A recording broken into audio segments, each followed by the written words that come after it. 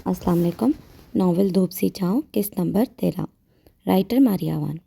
शमशेर के घर आने से सिकंदर यूं खुश थे जैसे शमशेर ने आज जन्म लिया हो।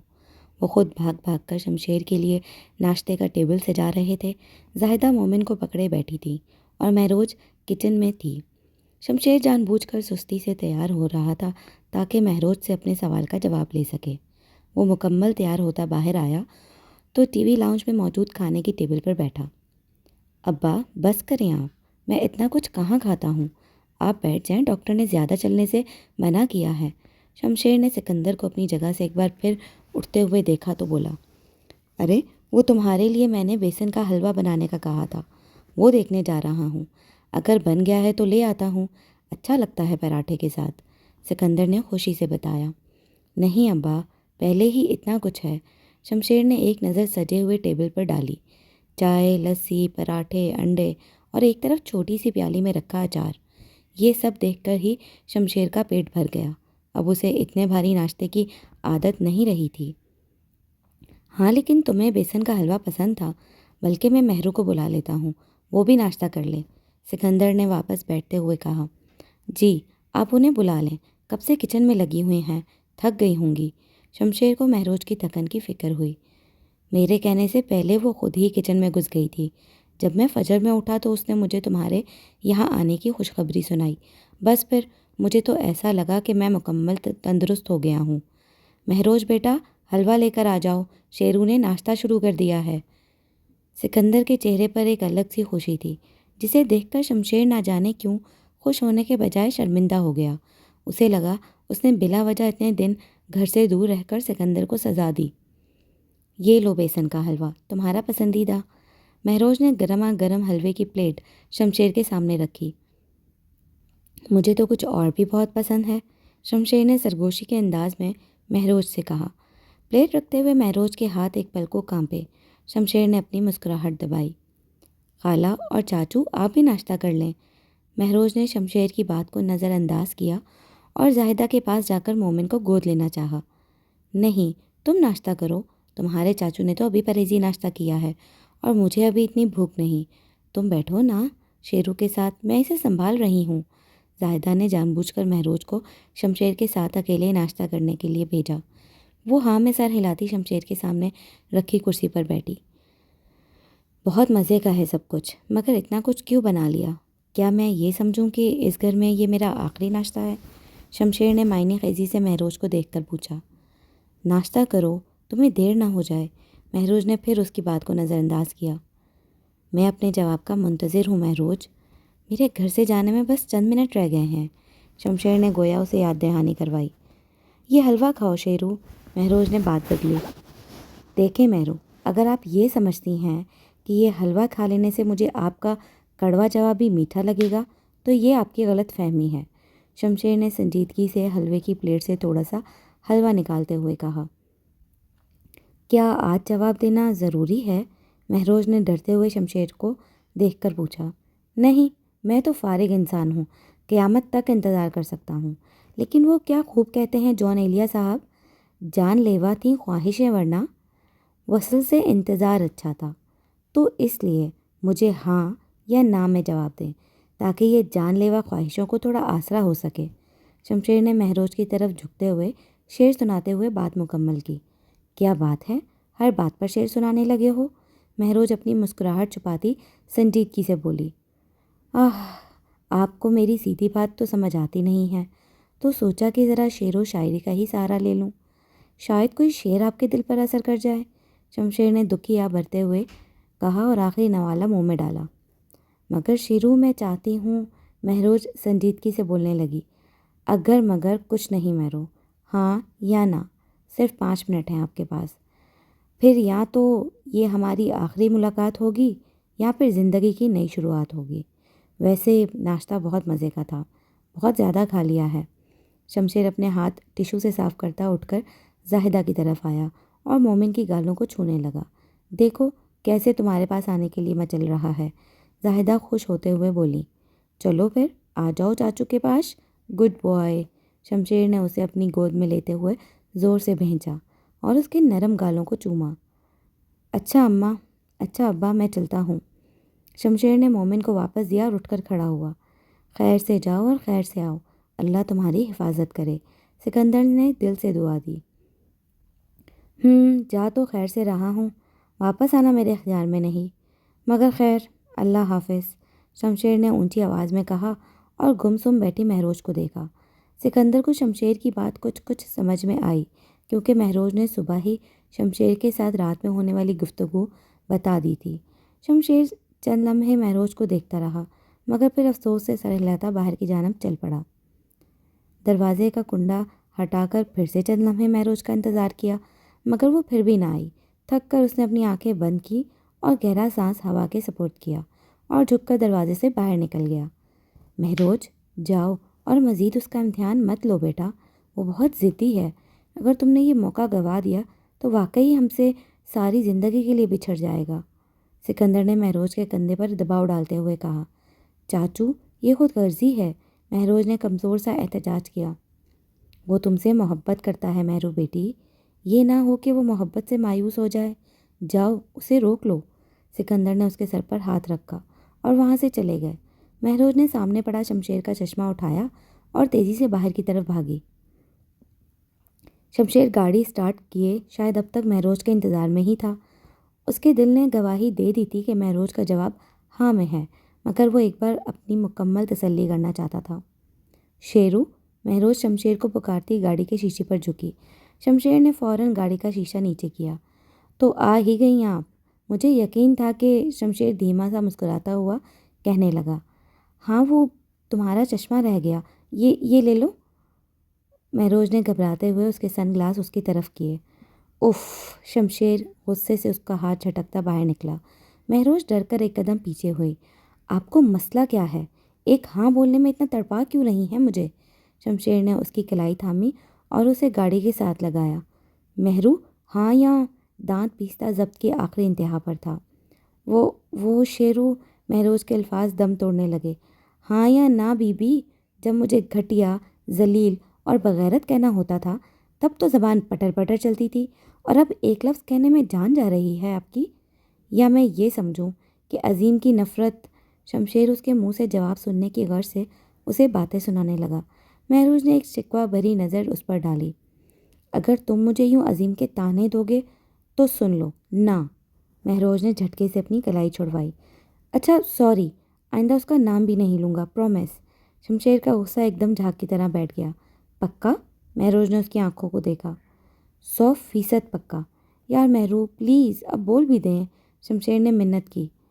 اوکے، ہاں، اب چھوڑو مجھے۔ مہروز پرسکون ہو کر مسکرائی۔ یہ ہوئی نا بات، آپ کی آنکھوں نے تو کل ہی جواب دے دیا تھا، بس آج آپ کے منہ سے سننا تھا۔ اب جائیں اور دلہن بننے کی تیاری کریں، شمشیر نے اس کے چہرے پر جھکتے ہوئے بولا۔ اف شیرو، کیا کر رہے ہو؟ پیچھے ہٹو، کوئی دیکھ لے گا۔ مہروز نے اس کے سینے پر ہاتھ رکھ کر اسے خود سے دور کیا۔ شمشیر خود کو سنبھالتا اس سے دور ہوا۔ ہاں جی، جہاں اتنا انتظار کر لیا وہاں کچھ دن اور سہی۔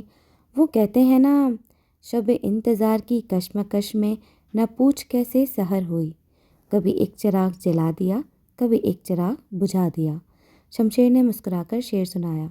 مگر ایک بات یاد رکھیں، میں نے آپ کو ابھی تک معاف نہیں کیا، سزا آپ کو کاٹنی ہوگی، اوکے؟ اپنے سن گلاس کو آنکھوں پر لگاتے ہوئے وہ مصنوعی دھمکی دینے والے انداز میں بولا۔ اوکے، سب سزائیں برداشت کر لوں گی، اب مجھے جانے دو۔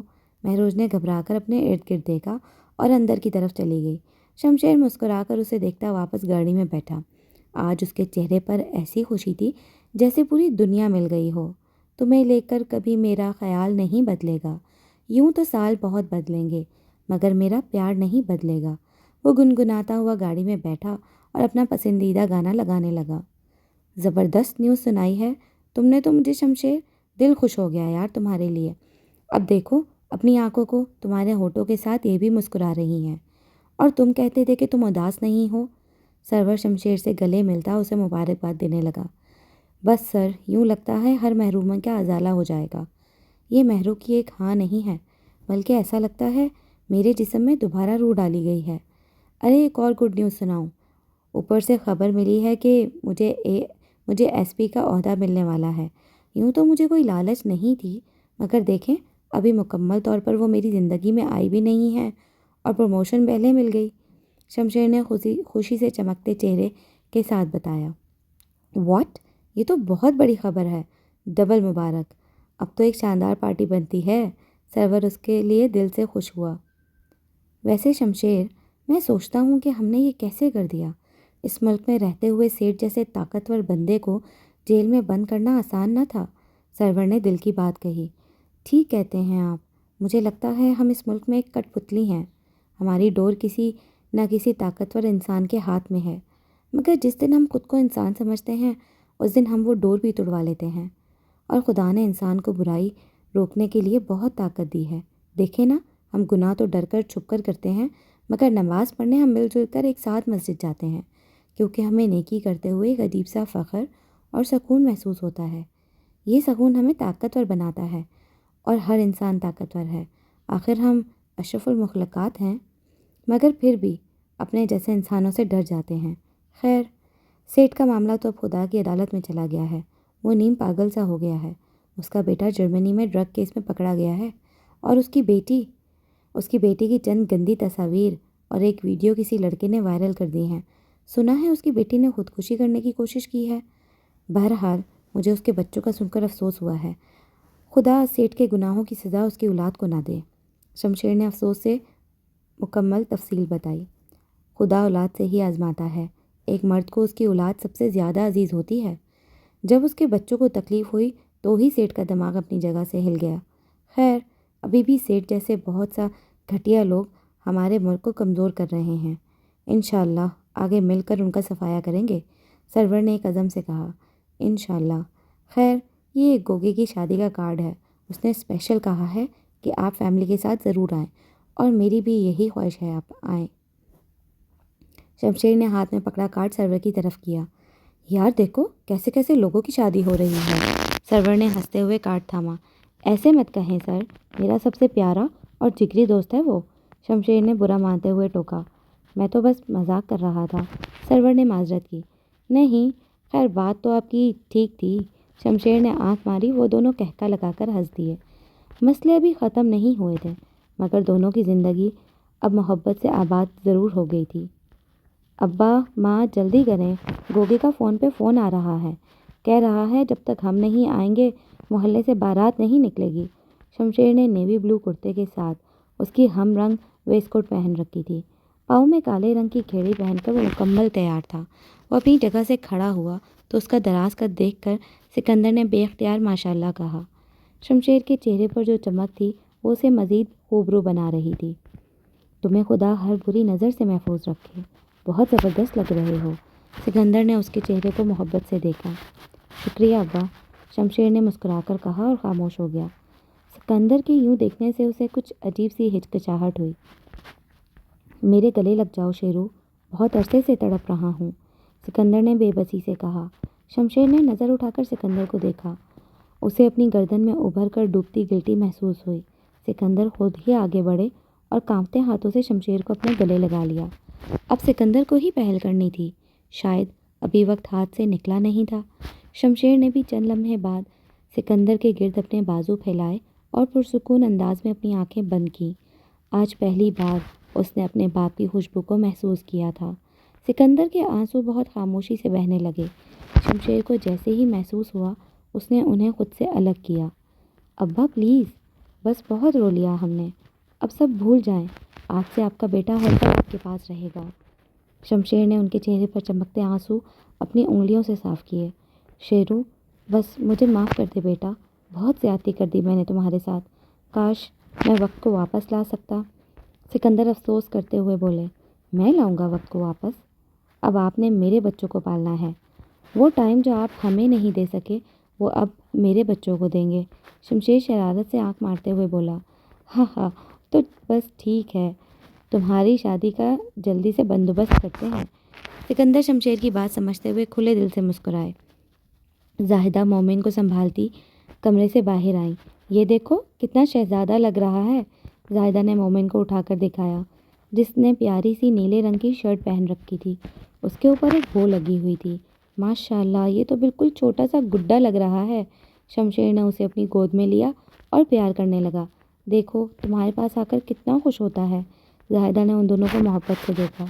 میں بھی اس کے پاس آ کر بہت خوش ہوتا ہوں۔ ویسے اس کی ماما کہاں رہ گئیں؟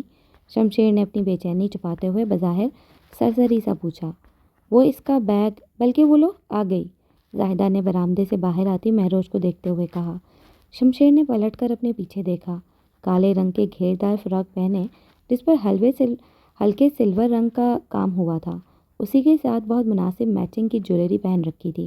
بہت ہلکا سا میک اپ کیا ہوا تھا اور فراک کے ساتھ کے دوپٹے سے سر ڈھکا ہوا تھا۔ مہروز نے شمشیر کی نظروں سے گھبرا کر اپنے ہاتھ میں پکڑے بیگ کو مضبوطی سے تھاما۔ ماشاءاللہ، بہت پیاری لگ رہی ہو، سکندر نے محبت سے اس کے سر پر ہاتھ رکھا۔ شمشیر نے گہرا سانس لیتے ہوئے اپنی نظر اس پر سے ہٹائی۔ چلیں؟ شمشیر نے چلنے کا اشارہ کیا۔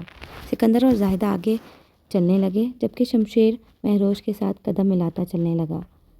آپ کو معلوم ہے پاکستان میں قتل کی کیا سزا ہے؟ شمشیر نے جھک کر بہت ہلکی آواز میں پوچھا۔ ہاں، کیوں؟ مہروز نے حیران نگاہیں اس کی طرف اٹھائیں۔ آپ اس وقت اپنے حسن سے میرے دل کا قتل کر رہی ہیں، یہ جانتے ہوئے بھی کہ اب بچاؤ ممکن نہیں، شمشیر نے معنی خیزی سے کہا۔ مہروز سر جھکا کر مسکرانے لگی۔ بہت باتیں بنانی آ گئی ہیں تمہیں، مہروز اپنی مسکراہٹ دباتے ہوئے بولی۔ باتیں تو بہت ہیں، اگر آپ فرصت سے مجھے سنیں تو سناؤں؟ شمشیر نے ایک سرد آہ بھری۔ وہ سب آگے پیچھے چلتے گھر سے باہر نکلے۔ محلے میں ڈھول اور آتش بازی کا شور ہو رہا تھا۔ شمشیر کھلے دل سے مسکراتا ہوا گوگے کی طرف بڑھا۔ پوری گلی میں رونق تھی، سب محلے دار تالیاں بجاتے ہوئے خوب انجوائے کر رہے تھے۔ دلہا بن کر تو گوگے کے رنگ ڈھنگ ہی بدلے ہوئے تھے۔